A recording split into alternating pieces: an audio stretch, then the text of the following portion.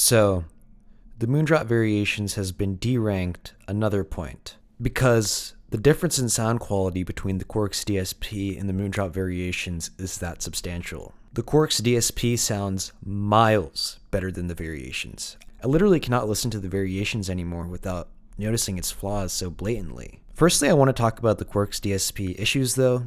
So some people have mentioned that there's a noise floor. If you're playing something at a reasonable volume, there's literally no way you can hear this noise floor. It's not possible. Here's the measured distortion and noise of the Quarks DSP. I'm not sure if this fundamental is accurate, but it really is just not consequential when playing music. Whatever noise floor is there is very subtle. I'll give you an example where it is noticeable. If I play something, then turn the volume to max, you can hear the noise floor before it immediately cuts out after a second. Yeah, but I mean, that's not really realistic, is it? That's honestly the biggest flaw with the Quarks DSP, and it's the reason for the next flaw where if you don't play something, it shuts off and then there's a fade-in period when playing another song. This device is not really usable on iOS. I ordered some dongle that kind of works, but it immediately cuts out after a few seconds. I don't think it's the dongle's problem, but if someone figures out a solution, let me know. The cable is also very microphonic.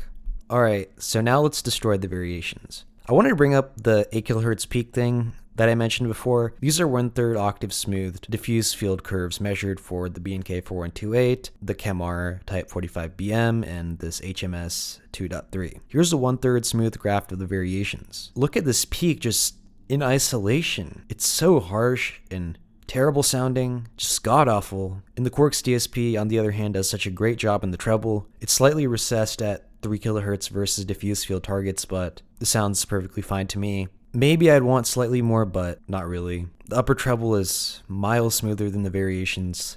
High-pitched instruments just have obvious sharpness to them, mostly pertaining to percussion instruments. Look at how bloated the bass is on the variations. It's so distracting and unnatural sounding. And with this shaping, the high mids just come across way too forward. It's painful sounding, really. And then of course we have this huge treble spike, which is probably the biggest flaw in my opinion. The treble extension, while yes, it's nice, the peak at around 8 to 9 kHz, depending on your insertion depth, it just kills the treble quality, and also masks the upper treble frequencies. The Quarks DSP does not have a high Q peak there, the treble just sounds smooth. I really don't think it's notably lacking in the upper treble. Something that extended better to 20 kHz while being smooth would probably sound better, but this is already excellent as it is. We have an 87 predicted preference report for the Harman target versus a 69 for the variations.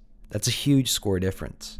And here it is versus my target. It gets an even higher predicted preference rating, particularly because the Harman target is more boosted at 4 to 8 kHz. Even with all of the Quarks DSP's problems, the sound quality is just unbelievably good and destroys everything I've encountered so far. So yeah, the Moondrop Variations is garbage. Make sure to leave a like, subscribe, comment, join the Discord down below. Peace out. I'd like to give a shout out to Fofo, Vsauce4, Linuxternal, Wadiacre, and Snevry. Thank you guys for supporting the channel.